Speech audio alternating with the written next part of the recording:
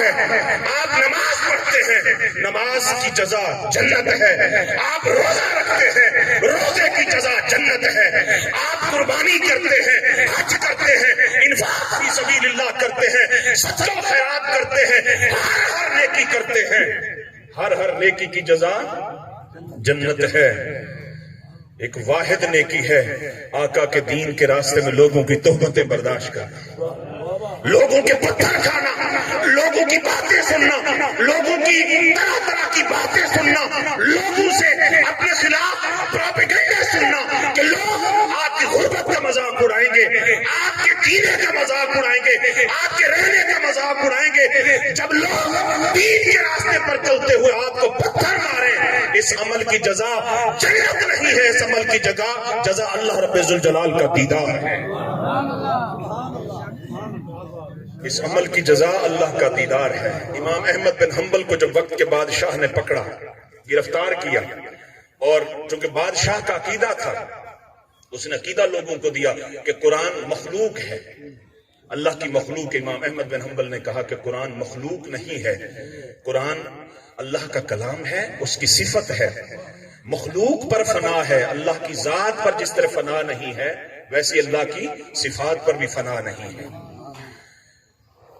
اس جرم کی جو ظاہری طور پر اس کو جرم لگا, پاداش میں اس نے پکڑ لیا, آپ کو جیل میں ڈالا.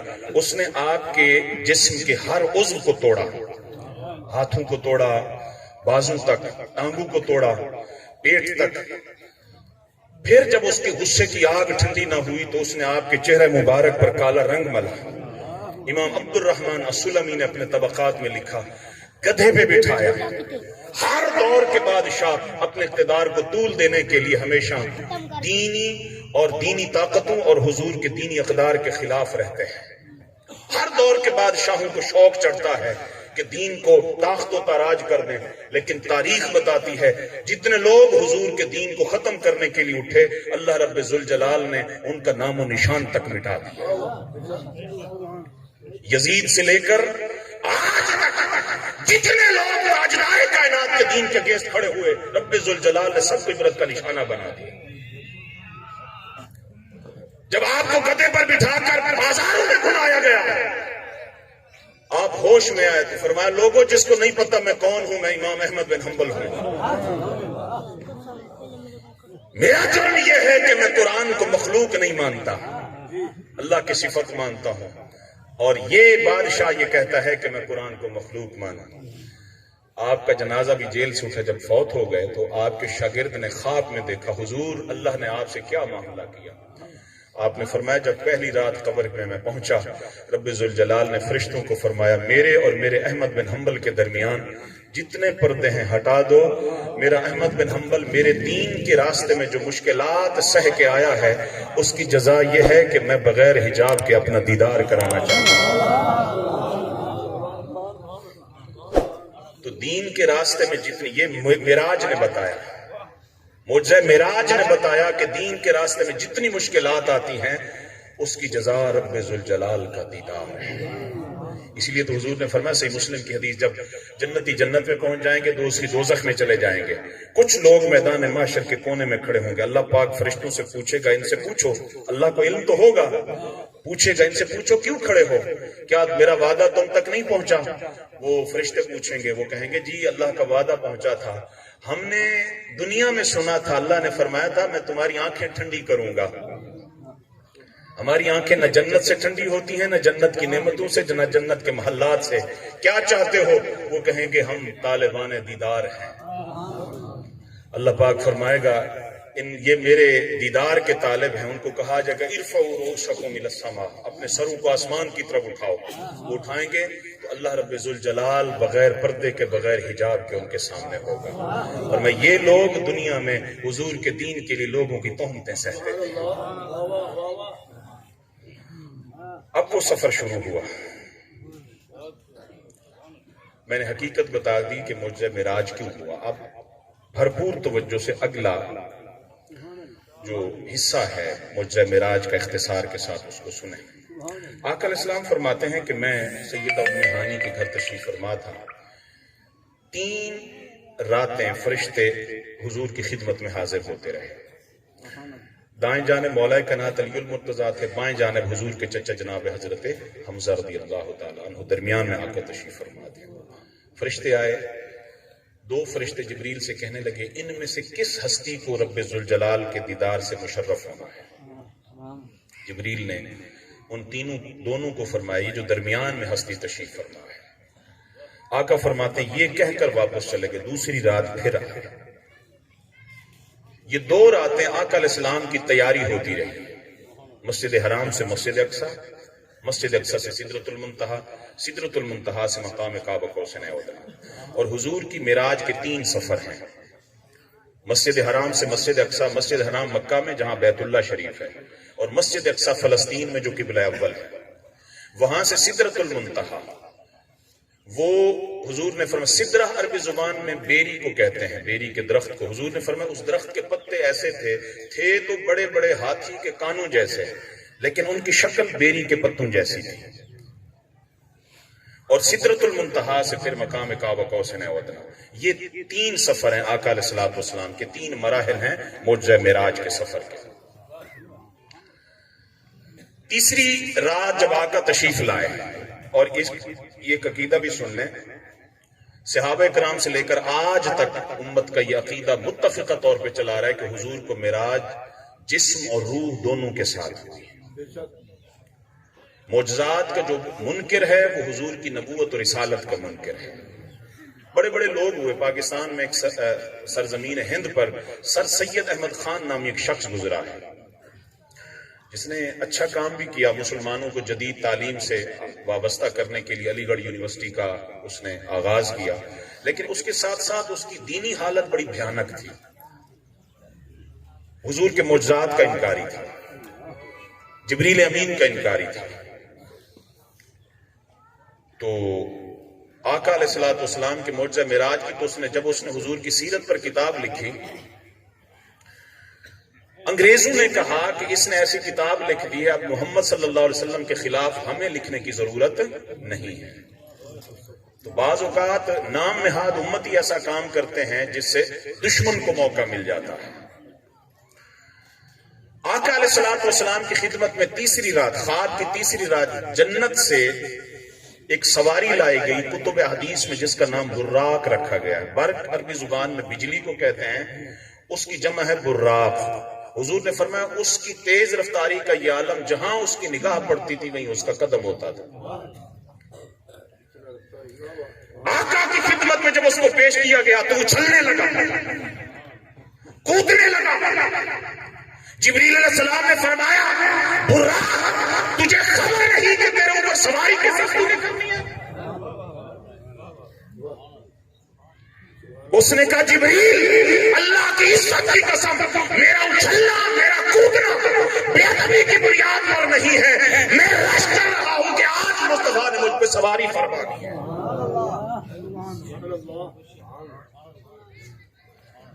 ویسا یہ ایک واقعہ خیبر میں پیش آیا تھا، جب ایک یہودی سردار کا دراز گوشت کہتے ہیں جس کے کان لمبے ہوں جانور، ہمارے ہاں اس کو ہم اردو میں گدھا بھی کہتے ہیں، لیکن جب حضور کی سواری کی نسبت اس طرف ہو جائے تو اس کو گدھا کہنا توہین ہے۔ دراز گوشت، لمبے کانوں والا، اس کے اگلے پاؤں بندھے ہوئے حضور کی خدمت میں آیا ہے۔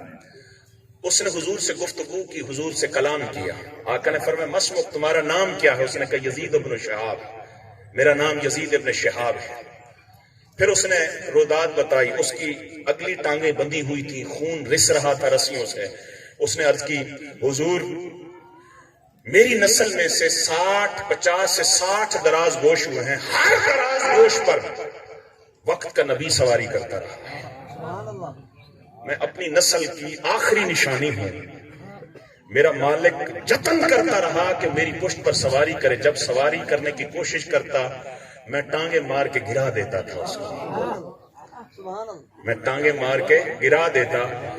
یا رسول اللہ اس جرم کی پاداش میں اس نے میری پشت پر ڈنڈے بھی مارے، مجھے بھوکا بھی رکھا، میں نے سن رکھا تھا کہ نبی آخر زمانے آنا ہے، نبی آخر زمانے آنا ہے۔ آج پتا چلا کہ خیبر کی زمین کو آپ کے قدمین نے شرف بخشا۔ یا رسول اللہ آج آپ کی خدمت میں آیا ہوں جس نے میرے ساتھ آبا و اجداد کی اللہ کے وقت کے نبی سواری کرتے رہے، میں نے یہ تحیہ کیا میری پشت پر اگر سواری کریں گے نبی آخر الزمان آمنہ کے لال سواری کریں گے۔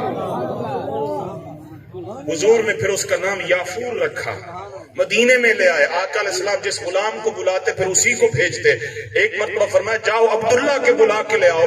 اب عبداللہ 4-5 نام کے تھے، عبداللہ ابن مسعود، عبداللہ ابن عباس، عبداللہ ابن عمر۔ فرمایا کہ جس کو حضور نے سوچا تھا یہ یافور اسی کو بلا کے آئے۔ حضور کے دور کے جانوروں کو بھی پتا ہے کہ حضور کی عظمت کیا ہے، جانوروں کو بھی پتا ہے کہ حضور اللہ کے آخری نبی اور رسول ہیں۔ حضور براق پر سواری فرما کے آقا نے فرمایا جب میں یثرب کے پاس سے گزرا جو آج مدینہ شہر ہے، یہاں میں نے 2 رکعت نماز نفل پڑھی، مجھے بتایا گیا جبریل نے عرض کی یا رسول اللہ یہ وہ جگہ ہے جہاں آپ نے ہجرت فرمانی ہے۔ اب علماء نے 2 طرح کے واقعات لکھے ہیں کہ جنت اور دوزخ کے جو نظارے حضور نے فرمائے، جنتیوں اور دوزخیوں کے جو نظارے حضور نے فرمائے۔ بعضوں نے لکھا کہ مسجد اقصی سے جب سدرۃ المنتہا کا سفر شروع ہوا، راستے میں آقا علیہ السلام کو جنت اور دوزخ کے نظارے کروائے گئے۔ بعض علماء نے لکھا جب مسجد حرام سے مسجد اقصی تک آقا تشریف لے گئے، اس درمیان آقا علیہ السلام کو جنت اور دوزخ، جنتیوں اور جہنمیوں کے مناظر، تمثیل اور تشبیہات دکھائی گئی۔ بہرحال حضور مسجد اقصی میں پہنچے، جمیع انبیاء علیہ السلام وہاں تشریف فرما تھے۔ یہ معجزہ معراج کا ذکر میں اس لیے کر رہا ہوں، اس سے بہت بڑا عقیدہ صحیحہ ملتا ہے۔ میں نے اس لیے پہلے عرض کیا کہ معجزہ معراج واحد حضور کا معجزہ یہ ہے کہ جس کے بارے میں آقا علیہ السلام کی امت کے پونے 1500 سال میں جمیع صحابہ سے لے کر آج تک کے علماء کا اتفاق ہے کہ جسم اور روح دونوں کے ساتھ حضور کو معجزہ نصیب ہوا۔ آقا جب مسجد اقصی میں پہنچے ہیں، کسی مسلک کے عالم کو اس بات پر اتفاق نہیں ہے کہ کوئی یہ نہیں کہہ سکتا کہ انبیاء علیہ السلام نے حضور کے پیچھے نماز نہیں پڑھی۔ ہر مسلک کے عالم نے حضور کی سیرت پہ جو کتاب لکھی اس میں حضور کے معجزات کا ذکر کیا، ان معجزات میں جب معراج کا ذکر کیا، یہ ذکر کیا کہ جمیع انبیاء علیہ السلام نے اپنے اجسام کے ساتھ، اپنی ارواح کے ساتھ حضور کے پیچھے نماز بھی پڑھی، حضور کے لیے خطبہ استقبالیہ بھی دیا، حضور علیہ السلام کو دعاؤں سے بھی نوازا۔ اب آقا علیہ السلام کا جب وہاں پہ پڑاؤ ہوا مسجد اقصی میں، آقا نے فرمایا کہ ہم نے براق کو جہاں جمیع انبیاء کی سواریاں بندھی ہوئی تھی ہم نے وہاں باندھا، اور میں نے انبیاء علیہ السلام کو نماز پڑھائی، انبیاء نے تاریخی کلمات میری بارگاہ میں ادا کیے، اور وہاں سے پھر دوسرا سفر شروع ہوا۔ یہ جو ہے نا پہلا سفر مسجد حرام سے، یہ 15ویں پارے کی ابتدا میں ہے۔ سبحان الذی اسری بعبدہ لیلا من المسجد الحرام الی المسجد الاقصی الذی بارکنا حولہ لنریہ من آیاتنا۔ تو جن علماء نے کہا کہ اللہ نے حضور کو جنت، دوزخ، جنتی اور دوزخیوں کی تشبیہات، تمثیلات مسجد حرام سے مسجد اقصی کے درمیان میں بتائیں، وہ اس آیت سے لیتے ہیں۔ وہ فرماتے ہیں لنریہ من آیاتنا، اللہ نے فرمایا تاکہ محبوب ہم آپ کو اپنی کچھ نشانیاں دکھائیں، کچھ نشانیاں دکھائیں۔ اور وہ کچھ نشانیاں کیا تھی؟ وہ یہی تھی جنت کا نظارہ، دوزخ کا نظارہ، جنتیوں کے مختلف گناہگاروں کی تمثیلات، تشبیہات۔ اور بعضوں نے کہا کہ نہیں، جب آقا علیہ السلام کا سفر مسجد اقصی سے سدرۃ المنتہا تک شروع ہوا، اب اگر پہلے علماء کی بات کو مانے مسجد حرام سے مسجد اقصی تک، یا دوسرے علماء کی بات کو مانے مسجد اقصی سے سدرۃ المنتہا تک، وہ نظارے کون سے تھے جو حضور کو اللہ نے نریہ من آیاتنا کے تحت دکھائے؟ آقا علیہ السلام نے، میں ان میں سے سنن نبی داؤد اور جامع ترمذی کی 2 احادیث آپ کی خدمت میں عرض کرتا ہوں۔ ٹائم ہمارے پاس صرف 15 منٹ ہے، بلکہ 11 منٹ ہے ہمارے پاس۔ آقا علیہ السلام نے فرمایا کہ جب میں ایک بستی کے پاس سے گزرا، میں نے دیکھا کہ 2 گروہ ہیں لوگوں کے۔ ایک گروہ وہ ہے جس کے سامنے گندا، کچا، بدبودار گوشت پڑا ہوا ہے، اور وہ اس میں سے نہ چاہتے ہوئے بھی کھا رہے ہیں۔ کچھ کو دیکھا جو لذت کے ساتھ کھا رہے ہیں، کچھ کو دیکھا جو نہ چاہتے ہوئے طوعاً و کرہاً اس کو کھا رہے ہیں، خوشی سے یا نہ چاہتے ہوئے۔ اور دوسرا طبقہ تھا، میں نے دیکھا کہ جس کے سامنے خوشبودار لذیذ گوشت رکھا ہوا ہے. جبریل امین نے عرض کی یا رسول اللہ آپ جانتے ہیں یہ کون ہیں؟ میں نے فرمایا جبریل یہ کون ہیں؟ عرض کی یا رسول اللہ آپ کی امت کے یہ وہ افراد ہیں جن کے سامنے گندا بدبودار کچا گوشت پڑا ہوا جس کو کھا رہے ہیں. یہ وہ لوگ ہیں جو اپنی بیویوں کو چھوڑ کر اوروں کی بیویوں کے پاس راتیں گزارا کرتے تھے. نُرِيَهُ مِنْ آیَاتِنَا کے تحت علماء نے تفسیر بیان کی. اور یہ جو لذیذ خوشبودار پکا ہوا گوشت کھا رہے ہیں یہ آپ کی امت کے وہ افراد ہیں جن کو گناہ کا ماحول ملتا تھا اس کے باوجود بھی اپنی بیویوں کے ساتھ راتیں گزارا کرتے تھے. اس لیے تو حضور نے فرمایا رجل ذات امرأة ذات حسن و جمال فقال انی اخاف اللہ. وہ لوگ، وہ جوان جس کی جوانی کو دیکھ کر، جس کے پیسے کو دیکھ کر، جس کی خوبصورتی کو دیکھ کر، جس کے کردار، جس کی شہرت کو دیکھ کر وقت کی حسین جمیل عورت اسے گناہ کی دعوت دے، اس کی گناہ کی دعوت کو پا کر یہ کہے انی اخاف اللہ، میں اللہ سے ڈرتا ہوں. اے عورت، ایک طرف تیرا حسن، تیرا جمال، تیری خوبصورتی ہے، یہ آنکھیں رب ذوالجلال نے تجھے دیکھنے کے لیے نہیں دی. ان آنکھوں نے اس دنیا میں نہ صحیح، مر کر ان آنکھوں نے قبر کی پہلی شام مصطفیٰ کی زیارت جا کے کرنی ہے. فرمایا جن نوجوانوں نے گناہ کی دعوت کو پا کر گناہ کے قریب نہ گئے وہ نوجوان قیامت کے دن میری کمبلی کی سائے کے نیچے ہوں گے. اس لیے میری جوانوں سے گزارش ہے جوانیوں کی حفاظت کریں. جوانیوں کی یہ مطلب سے بھی نہیں ہے کہ جوان کریں. آقا نے فرمایا 3 بد نصیب قیامت کے دن ایسے ہوں گے جن سے اللہ نظر کرم بھی جن پر نہیں فرمائے گا. یا رسول اللہ کون ہے؟ ان میں سے ایک حضور نے فرمایا وہ بوڑھا جس کی داڑھی یا سر کے بال سفید ہو جائیں پھر بھی زنا بدکاری نہ چھوڑے. آقا نے فرمایا آگے چلا ایک قوم دکھائی گئی کہ جن کے پیٹ، آقا نے فرمایا مکہ میں جس طرح کمرے لوگ گھر بناتے ہیں اتنے بڑے کمروں کی مانند ان کے پیٹ. یا رسول اللہ جانتے ہیں یہ کون ہے؟ آقا نے فرمایا کون ہے؟ یا رسول اللہ یہ آپ کی امت کے وہ شیاطین ہیں جو سود کا کاروبار کرتے تھے، سود دیتے تھے، سود لیتے تھے اور سود کے ذریعے یہ انہوں نے گھروں کو اجاڑا، گھروں کو برباد کیا. کچھ کے دیکھے آقا علیہ السلام نے تانبے کے ناخن، حضور نے فرمایا وہ اپنے اور دوسروں کے جسم نوچ رہے. یا رسول اللہ یہ کون ہیں؟ تاجدار کائنات صلی اللہ علیہ وسلم نے فرمایا بتاؤ کون ہے؟ یا رسول اللہ یہ جن کی مجلسیں لگتی تھی نا، 2-4 بیٹھے ہوتے تھے ایک دوسرے کے منہ پر تعریفیں کرتے تھے، ان میں سے کوئی ایک چلا جاتا تھا تو یہ تینوں پھر پیچھے اس کو گالیاں دینے لگ جاتے تھے، اس کے گلے کرتے، اس کی غیبت کرتے، اس میں عیب تلاش کرتے. آج اللہ نے یہ عذابوں کی تمثیل اس لیے دکھائی کہ یہ کرنے والوں کو یہ سزائیں ملنی ہیں. تاجدار کائنات کے وہ واحد بد نصیب اور منافق امتی ہیں جنہوں نے کلمہ تو حضور کا پڑھا مگر آقا کا اسوہ، آقا کی سیرت، آقا کا کردار صرف اپنے نام کے لیے رکھا. نعرے بلند کیے تو غلامی رسول میں موت بھی قبول ہے، اس نعرے میں حقانیت کوئی نہیں تھی، سچائی کوئی نہیں تھی. دجل، فریب، منافقت، ڈرامے بازی. اللہ اور اس کے رسول کے ساتھ بھی 2 نمبریاں ہماری. اپنے نام دیکھیں ہم اور اپنے کام دیکھیں. اپنی اولادوں کے نام جن ہستیوں پہ رکھتے ہیں کیا ان کا کردار دیا ہے؟ اس قوم کے کتنے بیٹے ہیں جنہوں نے امام علی مقام کو اپنا آئیڈیل بنا رکھا ہے؟ اس قوم کے کتنے تاجر ہیں جنہوں نے اپنے کاروبار سیدنا عثمان غنی کی سیرت و طرز پر رکھے ہوئے ہیں؟ اس قوم کی کتنی بیٹیاں ہیں جنہوں نے اپنا آئیڈیل سیدہ کائنات کو بنا رکھا ہے؟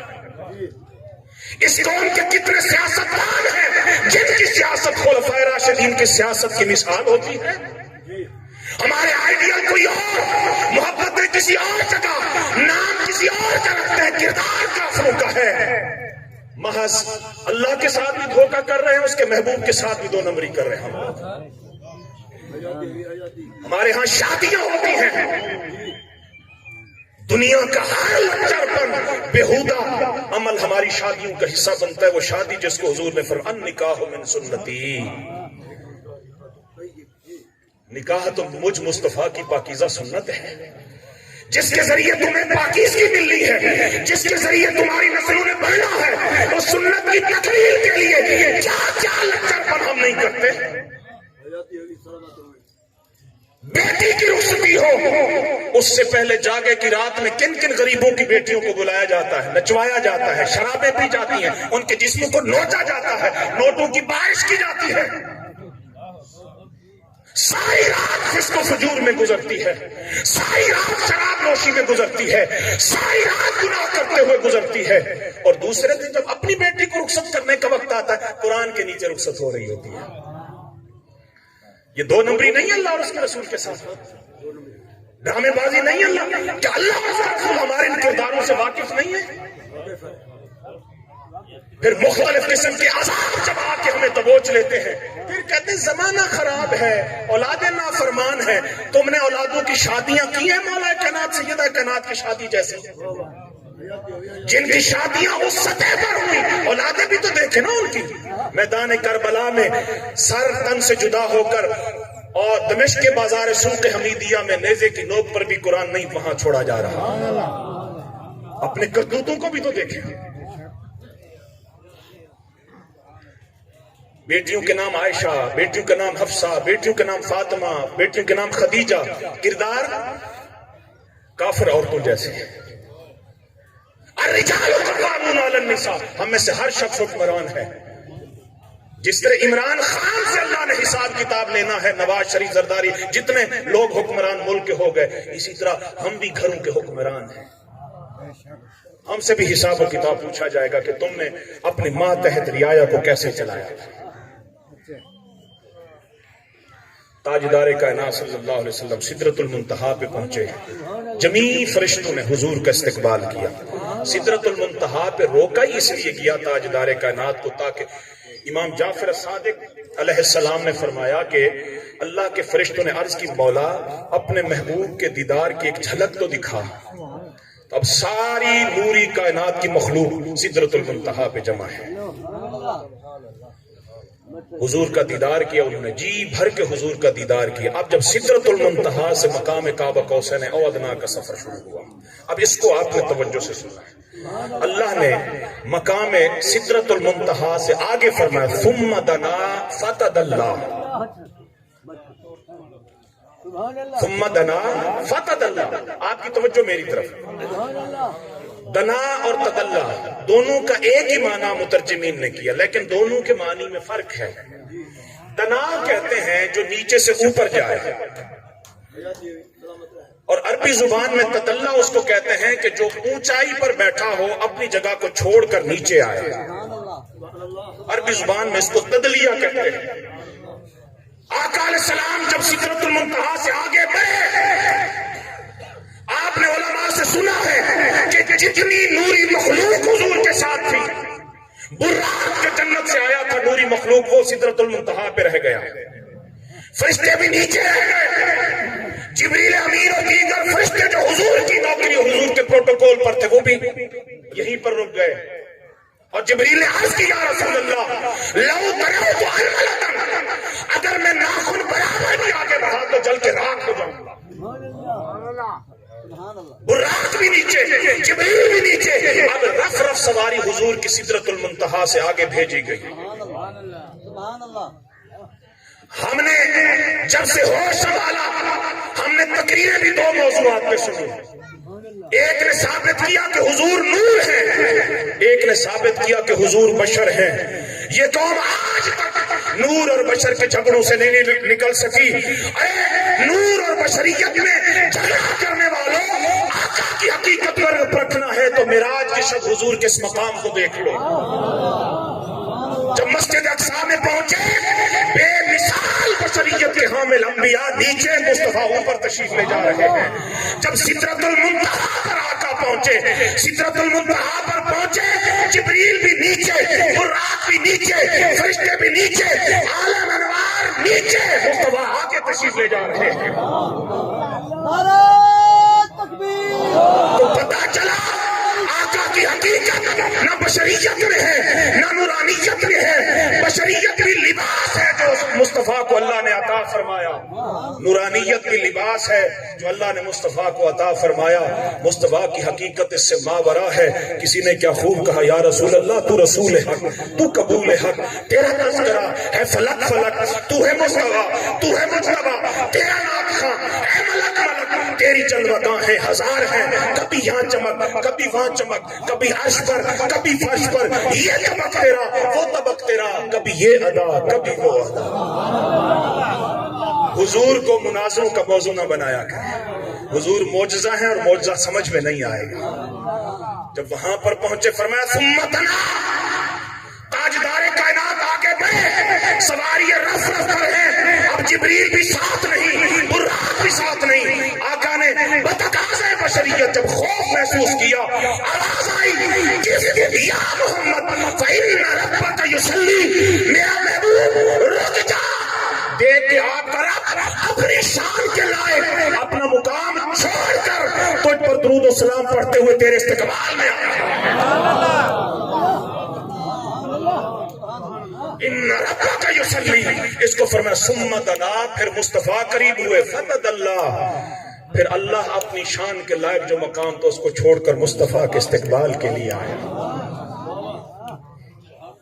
اب اتنا قربت نصیب ہوئی، فکان قاب قوسین او ادنی، فرمایا دو کمانوں کا فاصلہ رہ گیا۔ میں اور کوئی نہیں مثال، یہ جو دو ابرو ہے نا، یہ آنکھوں کے اوپر، ان کے درمیان جو فاصلہ ہے علماء نے ان کو قوسین قرار دیا ہے کہ شب معراج رب ذوالجلال میں اور اس کے محبوب میں اتنا فاصلہ رہ گیا جتنا دونوں آنکھوں کے نبروں کے درمیان فاصلہ ہے۔ فَأَوْحَا إِلَىٰ عَبْدِهِ مَا أَوْحَا، کتنی دیر پتہ نہیں مصطفیٰ تکتے رہے۔ اگر آپ کی اجازت ہو تو میں صرف دو حدیث اور سنا لوں تاکہ موضوع مکمل ہو جائے۔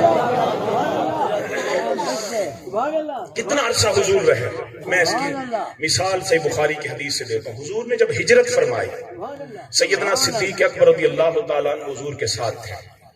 غار فور میں حضور تشریف لے گئے، صدیق اکبر نے حضور کو کاندھوں پہ سوار کروایا، حضور کو غار میں لے گئے۔ 3 دن 3 راتیں آقا کا سر انور صدیق اکبر کی گود میں، صدیق اکبر کی گود میں، اور ان کے چہرے، حضور کے چہرے اور صدیق اکبر کی آنکھوں کے درمیان کوئی حجاب، کوئی پردہ نہیں تھا۔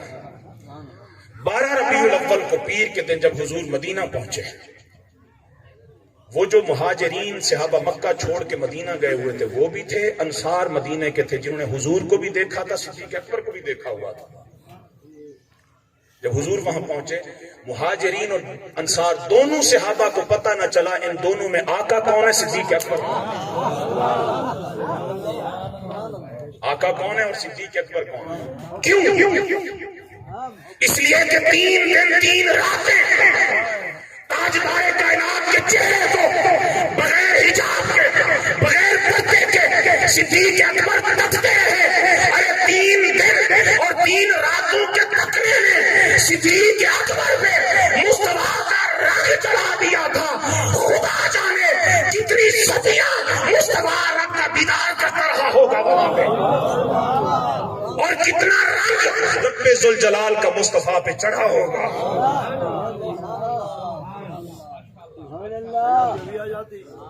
فَأَوْحَا إِلَىٰ عَبْدِهِ مَا أَوْحَا، پھر وہی فرمائی جو رب ذوالجلال نے وہی فرمائی۔ جب حضور واپس تشریف لائے، اب 2 باتیں توجہ سے۔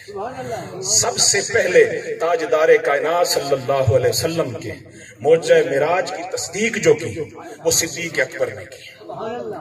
جب ابو جہل، ابو لہب گئے کہنے لگے اپنے یار کس بات کو مانتے ہو، سنتے ہو، اس نے کہا نام ہی نہیں لو سب کو، میں اللہ کی قسم یہ مانتا ہوں کہ آقا جو فرما رہے حق فرما رہے، سچ فرما رہے۔ انی لأصدقہ ہوا فیما بعد ہوا بذالک، فرماتے ہیں اللہ کی عزت کی قسم۔ ارے معراج کیا ہے؟ معراج سے تو ماورا چیزوں کی میں تصدیق کر چکا ہوں۔ اب جب وہاں سے ان کو پھٹکار پڑی، اب آقا کو کہنے لگے